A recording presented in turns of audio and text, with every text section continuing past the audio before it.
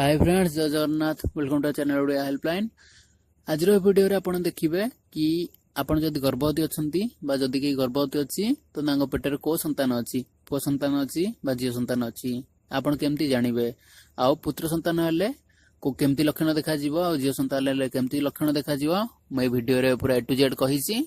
तो सेति पय वीडियो को प्रथम शेष जाय देखंतु। या पूर्व जदि आपण चैनल को सब्सक्राइब करना तो तले थिबा रेड बटन क्लिक करी मो चैनल को सब्सक्राइब कर दियंतु आ बेल आइकन को मते दबे दियंतु ताकि मोर आगामी इंटरेस्टिंग वीडियोस को तुरंत देखि परिबे। प्रथम लक्षण है जेबे गोटे गर्भवती महिला पेटर पुत्र संतान थाए तो तांका बॉडी रे गोटे टेस्टोस्टेरोन करके गोटे हार्मोन प्रोड्यूस होता है, जहाँ फल से पुरुषत्व गुण टी अधिक देखाती। यार अदर साइड रे जदि तांका पेटरे गोटे कन्या संतान अच्छी तो तांका बॉडी रे इस्ट्रोजेन करी गोटे हार्मोन प्रोड्यूस होता है आ सेटा बढ़ी थाए तांका बॉडी रे, ताकि से तांका बॉडी रे अधिक झियो वाला प्रकृति टी अधिक देखाती से।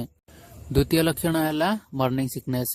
जदि गोटे गर्भवती महिला को सकाळ सकाळ मॉर्निंग सिकनेस होउची बा सकाळ सकाळ से अधिक दुर्बल फील करछंती तो सेटा गोटे बहुत बड़ संभावना कि तांका पेटरे पुत्र संतान अच्छी।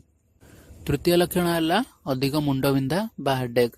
जदि गोटे गर्भवती महिला को अधिक समय धरी मुंड बिंधा होउची तो सेटा मध्य गोटे बहुत बड़ संभावना कि तांका पेटरे पुत्र संतान अच्छी। लक्षण नंबर 4 है बेबीर pulse rate 150 pulse per minute रु कम हेबा। जिते गोटे स्त्री लोक गर्भवती होता है से समय बहुत प्रकार से कम बगार होता है, अल्ट्रासाउंड होता है। अल्ट्रासाउंड रे बेबीर बहुत किसी जिनस चेक होता है। से समय आपड़ देखी दिंतु कि बेबीर पल्स रेट केते रहुची।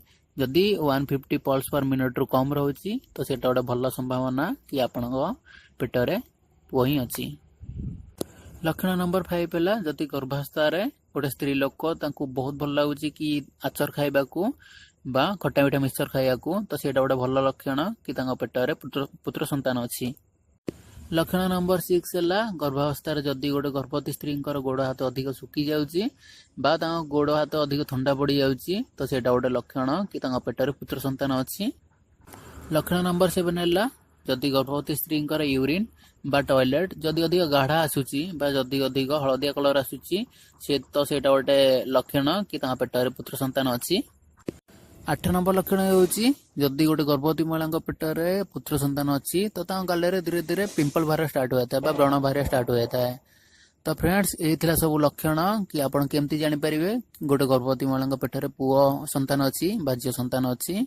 आ मोर जदि ये वीडियो आपन पसंद आसी फ्रेंड्स तो प्लीज सब्सक्राइब कर दियंतु, तल थिबा रेड बटन क्लिक करी आ बेल आइकन को दबे दियंतु मोर आगामी वीडियोस को तुरंत देखिबा पई।